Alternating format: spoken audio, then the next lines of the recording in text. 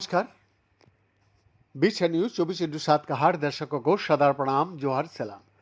दर्शकों, पश्चिम बंगाल की सियासत में इस बार जो तस्वीर उभरी, उसने लंबे समय से अजय माने जाने वाली किले को हिला कर रख दिया।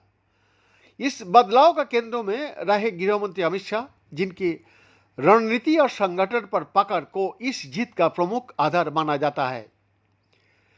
करीब 15 दिनों तक बंगाल में डेरा डालकर अमित शाह ने चुनावी अभियान को सिर्फ भाषणों तक सीमित नहीं रखा, बल्कि उसे एक संगठित मिशन में बदल दिया। देर रात तक चलने वाली बैठकों में वो पार्टी नेताओं को दिशा देते, रणनीति तय करते और अगले दिन उसी योजना को जमीन पर उतरते। दिन में रैलियां और रोड शो के जरिए उन्होंने माहौल बनाया, तो देर रात बैठक करके संगठन की धार दी। 50 से अधिक रैलियां और रोड शो के जरिए उन्होंने कार्यकर्ताओं में ऊर्जा भरी और मतदाताओं तक सीधा संदेश पहुंचाया।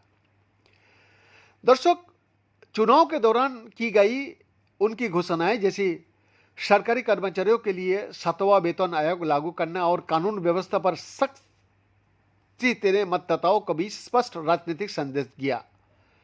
पहले चरण के मतदान के बाद शाह का यह दावा कि बीजेपी 110 से अधिक सीटें जीत रही है, एक मनोवैज्ञानिक बढ़त साबित हुआ। इससे दूसरे चरण में मतदाताओं के बीच यह धारणा बनी कि सत्ता परिवर्तन संभव है, और यही धारणा चुनावी रुख बदलने में अहम रही। दर्शक, लेकिन ये जीत सिर्फ एक व्यक्ति की रणनीति का परिणाम नहीं थी। अमित शाह के साथ 5 प्रमुख नेताओं की टीम ने हर मोर्चे पर समन्वित तरीके से काम किया। धर्मेंद्र प्रधान, जी हाँ, धर्मेंद्र प्रधान जी ने पूर्व अभियान का मुख्य रणनीतिकार के रूप में भूमिका निभाई। उन्होंने विभिन्न सामाजिक और जातीय समूहों के बीच संतुलन बनाते हुए केंद्र और राज्य इकाई के बीच एक मजबूत कड़ी का काम किया, जिससे संसाधनों और नेतृत्व का प्रभावी उपयोग सुनिश्चित हुआ। भूपेंद्र यादव, जी हाँ, भूपेंद्र यादव जी ने संगठन का माइक्रो मैनेजमेंट पर ध्यान केंद्रित किया। बूथ स्तर तक कार्यकर्ता को सक्रिय करना और चुनावी प्रक्रिया की कानूनी चुनौतियों को संभालना उनकी खासियत रही, जिसने जमीनी स्तर पर पार्टी को मजबूती दी। सुनील बंसल, जी हाँ, सुनील बंसल जी ने संगठन को धार देने का काम किया। पन्ना प्रमुख मॉडल के जरिए उन्होंने कार्यकर्ताओं को ऐसा नेटवर्क खड़ा किया जिसने टीएमसी का कैडर आधारित ढांचे को सीधी चुनौती दी। सभी नेताओं की वापसी दूरिया को पाटने का काम किया।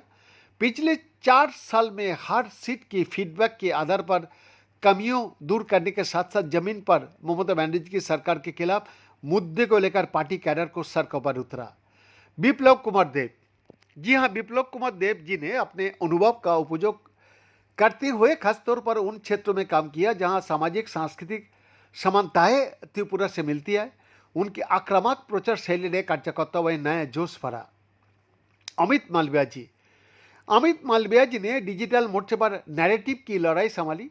सोशल मीडिया के जरिए उन्होंने कई मुद्दे को व्यापक स्तर पर उठाया और विपक्ष के प्रचार तंत्र का प्रभावी जवाब दिया, जिससे जनमत को प्रभावित करने में मदद मिली।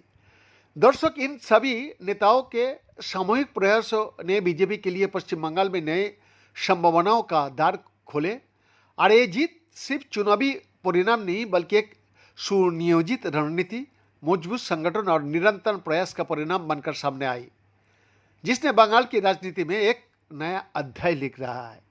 बीएन का एक्सक्लूसिव रिपोर्ट।